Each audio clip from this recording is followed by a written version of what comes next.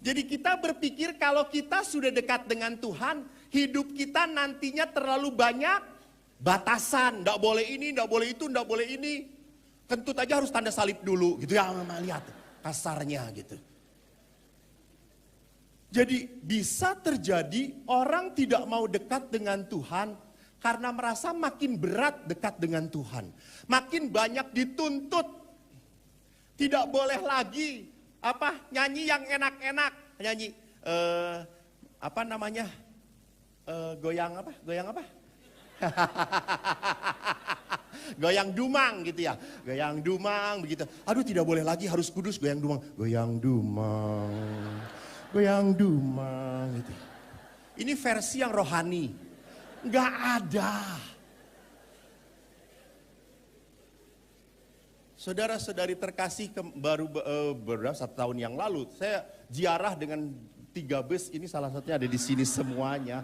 Orang-orang yang ziarahnya gitu ya. Habis doa salam Maria. Mereka tekun semuanya salam Maria. Masuk ke bis. Ayo domang dumang. Ayo goyang dumang, hati senang gitu ya. Apakah dosa? Tidak. Merasa dibenarkan.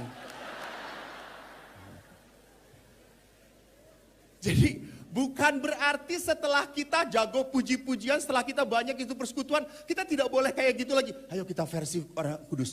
Ayo goyang dumang, biar hati senang karena Tuhan Yesus. Gitu ya. Segala-galanya dihubungkan kayak Yesus deh gitu ya. Enggak.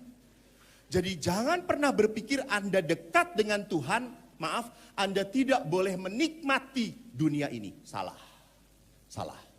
Sekali lagi. Tadi saya ngomong di sini. Di sini. Saya mun kieu teh. Saudaraku, bukan berarti kalau saya sudah dekat dengan Tuhan, saya tidak boleh menikmati hal dunia lagi. Enggak. Karena saya sudah dekat dengan Tuhan, babi hanya saya kedipin aja. Hai babi, dalam nama Yesus kau haram. No. Kita boleh menikmati.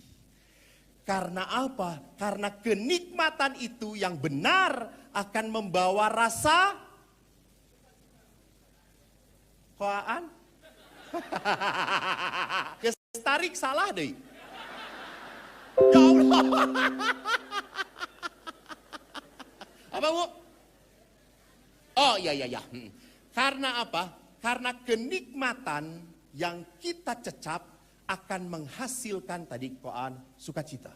Yang paling benar koan adalah rasa syukur. Rasa syukur. Tepuk tangan untuk koan. Rasa syukur. Langsung pas tepuk tangan mah istrinya bahagia. Rasa syukur. Rasa syukur. Kalau rasa syukur itu artinya apa? Semua akan kembali kepada siapa? Sang pemberi. Sang pemberi. Maka di situ hal yang tidak boleh kita mengerti bahwa kalau saya sudah dekat dengan Tuhan, semua pamali. Emangnya kalau pastor jalan aja naik motor selalu puji-pujian? Tidak. Saya kemarin naik motor mau ditubruk truk. Saya jengkel sekali karena saya udah masuk, truknya masuk. Saking jengkelnya saya ludahin truk itu. Cuh. Dan apa yang terjadi?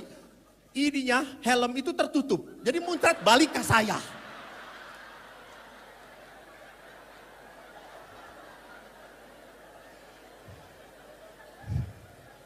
Langsung saya ngebut daerah ku supir trukna gitunya. Urun mereka hutan heula sakedeung dilap lah. Jadi saudaraku yang terkasih, lihatlah. Memang hidup dengan Tuhan orang memang harus dikontrol oleh hukum Tuhan, benar.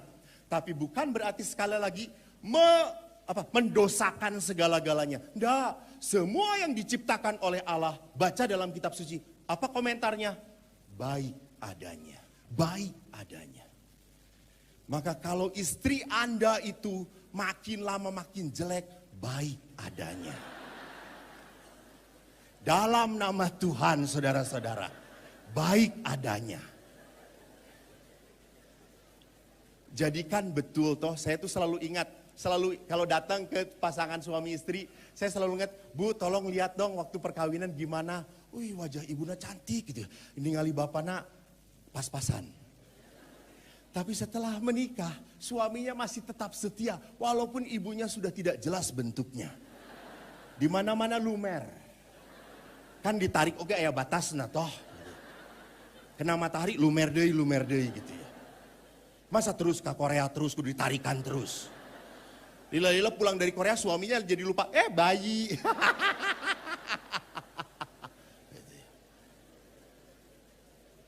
Jadi justru ibu-ibu jangan takut kalau Anda makin jelek itu untuk membuktikan suami Anda. Apakah dia masih beriman pada Anda atau tidak?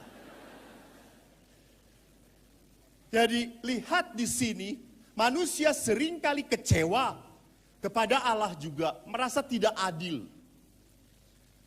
Kenapa Romo, saya sudah lama melayani Tuhan. Saya pikir kalau saya sudah lama melayani Tuhan, hidup saya itu makin mudah, makin lancar, segala-galanya akan mengalir aja begitu, seperti sungai yang mengalir, kan ada lagunya Romo.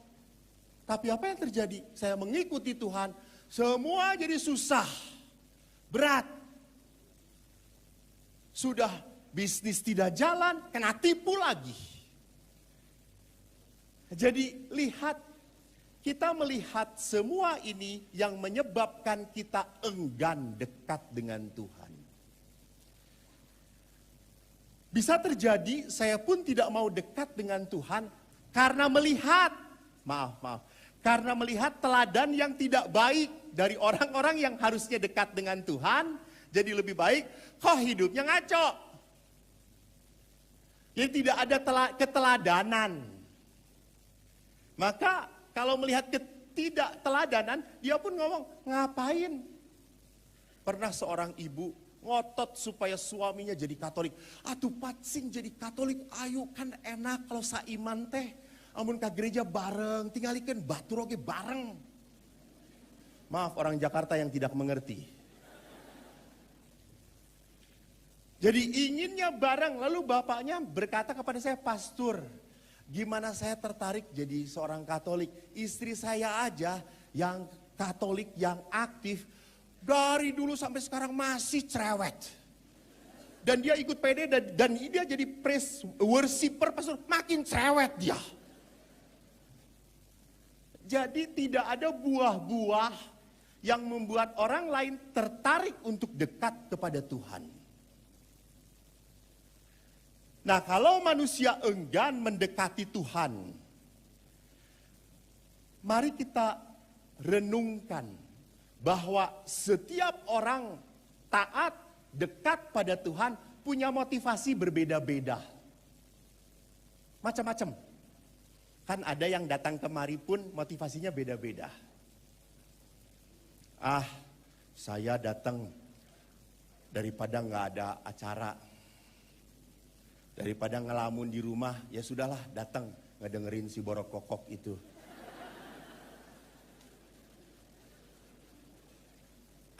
Saya datang. Mi, ayo datang ke Tuhan. Kita datang malam penyegaran rohani. Kenapa? Kita harus bertobat nih. Padahal dia datang kemari karena mau ngelihat mantannya ada di sini.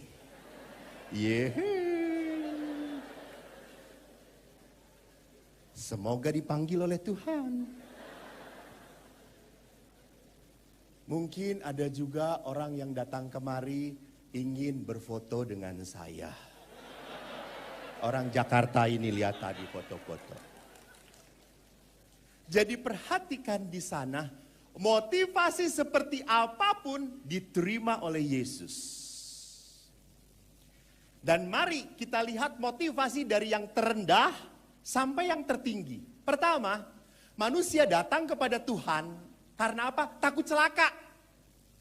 Takut tidak diberkati, takut kena musibah. Ini motivasi yang rendah. Maka dia ke gereja pun takut, jangan-jangan kena celaka lagi. Jadi ada orang yang kena celaka karena langsung berpikir, aduh saya kena musibah pastor, gara-gara minggu kemarin saya tidak ke gereja. Ini Jadi dia takut sekali kalau melanggar perintah Allah pasti kena tulah. Kena tulah. Maka ingat zaman dahulu ada orang-orang yang pakai karuhun itu kan pakai dupa-dupa. Itu karena takut Tuhan, melanggar Tuhan maka kena musibah. Saya ingat sekali waktu kecil, saya kan di kampung kerjanya, besarnya. Karena di kampung, saya ingat kalau kita jalan-jalan, apalagi ke kebun awi itu apa bahasa Indonesianya?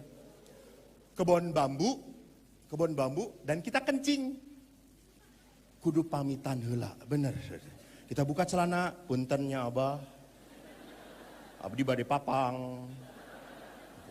Karena teman saya mengatakan, maneh teu ngomong leungit sia manuk maneh. Jadi saya tuh sambil dicekelin erat-erat gitu ya. Puntennya abahnya gitu ya. Akhirnya keluarnya kan sakit selakungkul gitu ya, dari cekelan tarik-tarik gitu ya. Saking takutnya. Gitu ya. Kalau kita melewatin kuburan. Pastor Hendra mau kemana kencing? Izin dulu. Nanti pulang-pulang hilang lagi.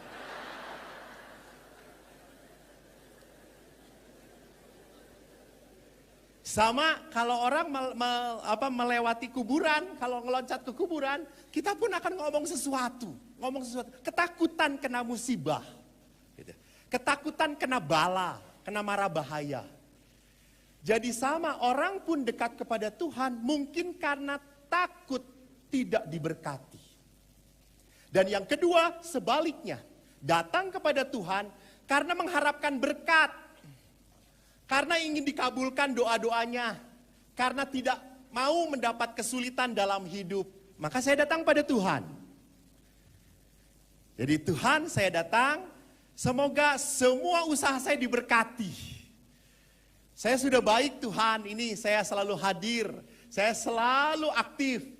Berikan kelancaran dalam usaha saya. Ini boleh, enggak apa-apa. Ini motivasi kedua yang lebih baik daripada motivasi pertama. Daripada takut. Ya, orang memang datang kepada Tuhan mohon berkat. Orang akan mengatakan kasahadeui atuh pastor mun teu ka Gusti Allah. Tapi tetap motivasi seperti ini jelek. Karena apa? Saya memberi supaya saya menerima. Ini yang mengakibatkan saya berhubungan Tuhan memakai hukum dagang, hukum ekonomi kepada Tuhan. Dan yang terakhir adalah datang kepada Tuhan karena pengalaman kasih. Karena pengalaman dicintai. Seorang bapak riding di luar negeri. Lalu dia tiba-tiba mendapat kecelakaan tunggal karena ada sebuah truk yang terlepas semua barang-barang yang diikat di belakangnya. Bapak itu tertubruk dan hancur motornya dan dianya tidak apa-apa. Dan dia semenjak itu mengatakan, saya mau bertobat pastor. Saya tahu Tuhan memberi kesempatan hidup yang kedua pada saya. Saya akan mulai melayani Tuhan. Jadi pengalaman ini membuat perlindungan Tuhan, membuat dia merasakan bahwa Allah itu tetap mencintai saya. Seorang ibu yang sudah divonis kanker, stadium terakhir, di mana kanker itu begitu mematikan bagi dia. Tapi akhirnya dia selamat dan kanker itu tidak ganas lagi. Ibu itu merasakan, pastor saya suka cita sekali. Dan ibu itu sekarang kerja di Yayasan Kanker Katolik yang selalu meminta saya untuk berbicara. Dia kena kanker. Tapi akhirnya sekarang dia hidupnya penuh dengan pelayanan. Karena apa? Karena dia merasakan Tuhan begitu mengasihi saya. Saya sudah diberkati oleh Tuhan. Jadi pengalaman kasih sangat penting di dalam hidup keagamaan. Di dalam relasi dengan Tuhan.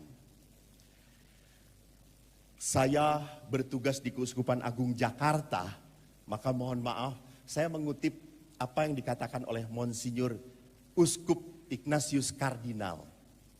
Di Jakarta ini tahun ini adalah tahun keadilan. Kardinal berkata, siapapun yang benar-benar mengalami penampakan Tuhan, artinya mengalami kasih dan kerahiman Tuhan, dia tidak akan hanya menapaki jalan hidup yang sama. Pengalaman perjumpaan dengan Tuhan selalu mengubah dan membaharui serta membuahkan sukacita. Jadi lihat di sini, orang yang bertemu Tuhan tidak menjadi pribadi yang sama. Mungkin ini juga yang terjadi dengan saudara-saudari yang mengikuti CAP, kursus evangelisasi pribadi. Banyak orang yang mengikuti CAP, saya tanya dulu, siapa yang pernah mengikuti CAP? Angkat tangan. Angkat tangan? Oh, banyaknya tidak mengikuti CAP. Belum mengikuti CAP. Silahkan turun, udah turun dari tadi ya. Siapa yang belum mengikuti CAP? Angkat tangan. Baik, terima kasih. Saya juga belum, tenang aja. Banyak orang mengalami bahwa di dalam CAP hidup mereka diperbaharui. Relasi mereka dengan Tuhan dibetulkan. Mereka melihat bahwa pengalaman dengan Allah itu penting sekali. Maka di dalam CAP, orang-orang ini merasa berkembang hidup imannya. Dan kalau berkembang hidup imannya, hidup kasihnya pun berkembang. Dan kalau hidup kasih berkembang, harus ditunjukkan lewat apa?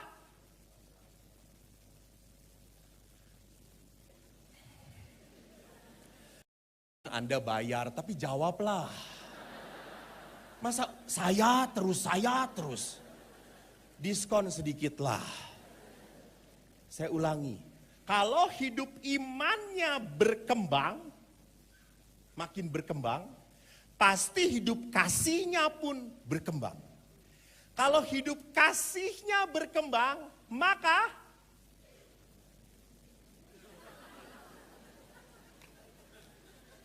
bagus. Pelayanannya pun berkembang. Benar. Tepuk tangan Ibu. Sudah ikut CAP? Belum. Wah, udah pinter. Betul. Jadi orang kalau kasihnya berkembang, pelayanannya pun berkembang. Gak bisa orang punya kasih, tidak ada pelayanan. Omong kosong. Kalau orang itu mengatakan saya punya kasih, dan tidak pernah pelayanan, dia bukan punya kasih. Dia harus orang yang jadi dikasihani. Jadi saya melihat cukup banyak orang-orang yang sharing, Romo, saya ikut CAP, berkembang sekali, saya bahagia. Iman saya tidak mandek, saya makin lama makin mencintai dan bangga menjadi seorang Katolik. That's good. Bisa mempertanggungjawabkan imannya. Jadi umat itu kalau ditanya oleh saudara kita, jangan ngejawabnya, kenapa sih di dalam gereja kamu kok ada kayak gini? Tanya pastor ya. Can I call a friend? Jangan tanya pastor. Sekarang umat sekarang harus makin pintar. Beriman, jangan mau beriman yang ikut-ikutan. Karena ada toh orang yang beriman ikut-ikutan, makna berdiri. Lalu anaknya sedang duduk aja pas lagu pembukaan. Terus maknya ngomong, berdiri. Lalu anaknya ngomong, "Ma, kenapa kita berdiri?" Yang lain juga berdiri, nges cicing maneh. Tuh lihat. Ini beriman blow on namanya. Gak ngerti apa-apa. Jadi iman itu harus bertanggung jawab. Kenapa dalam liturgi harus ada berdiri? Kenapa duduk? Saya maunya duduk kok. Jadi di sini orang di dalam camp diolah hidupnya. Diolah relasinya dengan Tuhan. Anda mungkin berkata, pastor, tapi ada orang-orang camp juga ngaco. Bu, maaf, mau ikut seperti apapun, ini teh komunitas manusia, bukan malaikat. Jadi upami ayah lepat, namina oge manusia. Jadi teu nanaon. Jadi bukan berarti kalau orang yang di camp semuanya tadi suci-suci. Tidak pernah ada goyang dompet lagi. Cek saha. Saya ngeliat anggota camp dompletan terus-terusan. Gitu. Jadi perhatikan di sini saudara-saudariku. Kita diajak untuk bertemu dengan Tuhan yang membuat kita semakin berkembang dalam iman. Dalam kitab suci ditunjukkan jelas lewat peristiwa siapa? Sakeus. Saya tuh suka salah terus ini. Karena saya ingat pengajar, dia berteriak kepada anak-anak. Dia datang ke kota Yeriko. Lalu dengan semangatnya dia berkata, "Hai Lazarus, turun ke bawah." Gitu ya. Lalu anak-anak protes, "Woi Sakeus, Sakeus." Lalu saking malunya dia teriak langsung, "Hai Lazarus, turun." Itu kan punya Sakeus. Jadi saya suka kacau di sini. Ya Sakeus apa Lazarus gitunya. Bapak Ibu, masih ingat Anda peristiwa Sakeus? Saya bacakan. Yesus masuk ke kota Yeriko, berjalan terus melintasi kota itu. Di situ ada seorang bernama Sakeus, kepala pemungut cukai, dan ia seorang kaya. Ia berusaha untuk melihat orang apakah Yesus itu, tetapi ia tidak berhasil karena orang banyak, sebab badannya pendek. Maka berlarilah ia mendahului orang banyak, lalu memanjat pohon ara untuk melihat Yesus yang akan lewat di situ. Ketika Yesus sampai ke tempat itu, ia melihat ke atas, berkata, "Sakeus, segera turun, sebab hari ini aku harus menumpang di rumahmu." Lalu Sakeus segera turun dan menerima Yesus dengan sukacita. Tetapi semua orang melihat hal itu bersungut-sungut dan berkata, "Ia menumpang di rumah orang berdosa."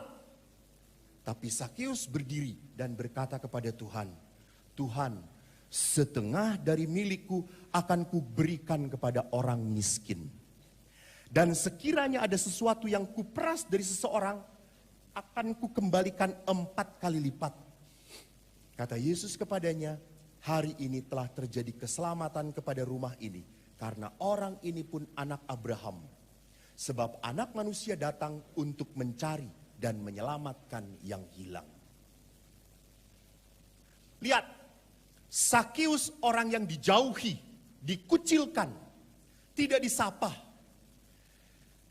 Kalau di ibu-ibu sosialita mah, orang ini teh troublemaker, saha maneh. Gitu. Orang yang tidak mau didekati. Sakeus semacam itu. Semua orang menghindari dia.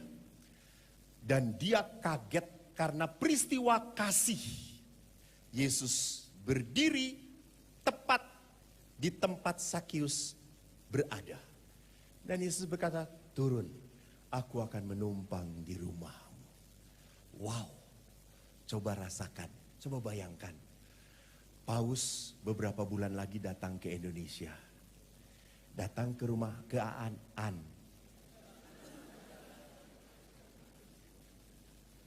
"Saya mau ke rumahmu." Saya yakin tidak mungkin Aan berkata, "Maaf Bapak Paus, close." Enggak. Saya yakin langsung eta imah dibersihan. Padahal geus bertahun-tahun tar dibersihan misalnya gitu. Dengan sukacita disambut. Itu yang dihadapi oleh Sakeus. Maka perjumpaan dengan Yesus membuat Sakeus langsung ngomong pada Yesus, "Setengah dari hartaku akan kuberikan kepada orang miskin." Ini, ada kewajiban gak untuk seperti itu? Tidak ada. Dia tidak melakukan kewajiban di situ. Dia melakukan apa? Kasih. Dia melakukan tindakan kasih. "Setengah dari hartaku kuberikan, dan barang siapa ada yang kuperas, kukembalikan 4 kali lipat." Dia melakukan keadilan. Jadi peristiwa di mana orang bertemu dengan Yesus harus membuat orang berkembang hidupnya. Maka dipertanyakan, kalau orang itu sering ke gereja, sering berdoa, tapi hatinya penuh dengan kemarahan, kejengkelan, penuh dengan dendam, percuma ke gerejanya, percuma berdoanya. Dia baru datang tubuhnya, hatinya belum dekat pada Tuhan.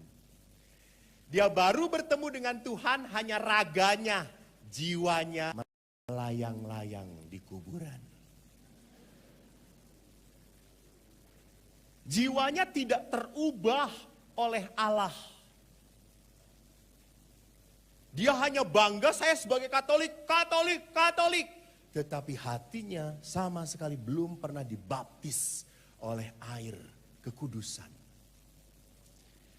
Nah, perjumpaan semacam ini membawakan kelegaan. Seperti yang tadi dikatakan, datanglah kepadaku, aku akan memberikan kelegaan kepadamu. Jadi bagaimana menanggapi undangan Tuhan? Bagaimana caranya kita menanggapi undangan Tuhan berkata, marilah, maaf. Kan tadi saya mengatakan, kata-kata ini hanya efektif bagi orang yang percaya. Betul atau tidak? Percaya pada siapa? Yesus, tadi saya ngomong begitu. Percaya pada siapa? Tuhan.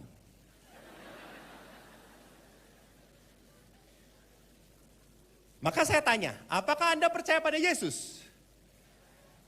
Apakah Anda percaya pada Yesus? Percaya. Bagaimana supaya saya lega, dilegakan oleh Tuhan? Pertama adalah hidup doa. No communication, no relationship. Gak ada waktu untuk Tuhan dengan Tuhan berdoa, maka sebetulnya Anda tidak pernah punya hubungan baik dengan Tuhan. Jadi relasi itu dijamin lewat apa? Komunikasi, betul. Bukan lewat doa, komunikasi. Kan di situ relasi komunikasi. Gitu ya. Anda betul Pak, bagus. Menyimak. Uang dikembalikan oleh panitia. Menyimak. Oh gratis.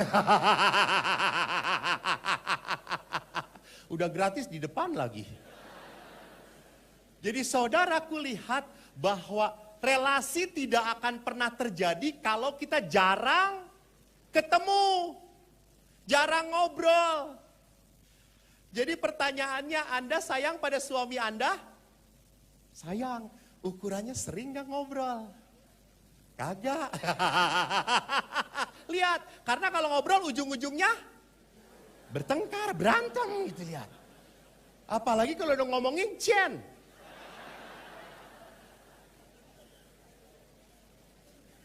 Wayau Cian, miau, miau, miau, miau, miau, miau. Jadi di situ lihat bahwa komunikasi adalah hal yang tidak bisa ditinggalkan dalam relasi dengan Tuhan. Bentuknya apa? Doa. Doa itu saya ibaratnya seperti apa? Ya mungkin jangan doa dihubungkan dengan ekaristi, beda. Yang mau dikatakan di sini adalah doa pribadi. Biasanya doa pribadi kapan saja Pak? Om, doa Om, kapan saja Om? Ketemu istri ya, Tuhan berikan kesabaran gitu ya. Bangun pagi, bangun tidur, bersyukur doa itu, bersyukur ya. Tapi saatnya kapan? Bangun pagi, makan, setelah makan, mau tidur lagi. Ya, sebelum dan setelah makan, lalu mau tidur. Baik Om, tapi dalam gereja Katolik, ada yang lebih baik lagi. Bahwa dalam gereja Katolik selalu lonceng berdentang pada pukul. Yaitu lonceng apa? Angelus, Angelus, doa malaikat Tuhan. Dan juga jam, doa apa? Ya. Kenapa jam-jam itu kita harus berdoa? Supaya ini, Anda tahu, maaf. Karena mercisinya jangan tersinggung. Anda tahu anjing? Saya karena di pastoran saya di belakang selalu ngelihat orang-orang bawa anjing. Kalau anjing belum bisa diatur pakai apa? Tali, ditali. Nah itu. Jam-jam doa itu adalah tali. Supaya hidup kita kembali pada Tuhan. Kembali pada Tuhan. Tali. Maka jam 6 kita kidungkan malaikat Tuhan. Kita ingat peristiwa-peristiwa Maria menerima kabar gembira dari malaikat Tuhan. Aku ini hamba Tuhan. Ya rasa terjadi padaku. Seperti itu. Jam 6, 12 pun sama. Teng. Doa. Supaya apa? Saya ditali oleh Tuhan. Bukan supaya saya hadir siamane. Hadir sih. Bukan. Supaya saya hidupnya terpusat pada Tuhan. Maka ditali oleh apa? Doa. Doa.